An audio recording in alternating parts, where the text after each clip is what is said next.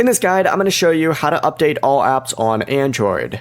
This is Aiden from JustBoz, and before we get into this guide, make sure to like the video and subscribe to the channel with all notifications on. It really does help with the channel and it lets us know that you want more content like this, so we greatly appreciate it. If at any point throughout this guide you did have any questions, just ask them down in the comment section below and we can help you out further. I'm going to be doing my best to reply to every single comment down there. Begin by opening up the Google Play Store, and you need to tap your profile icon up in the top right corner. You're going to see Manage Apps and Device. Go ahead and select that, and under the Overview section, you're going to see an Update All tab. Simply select Update All, and it's going to start updating all of your apps. You can hit See Details, see exactly what it's updating. Like, it looks like it's doing Microsoft 365 Copilot right now.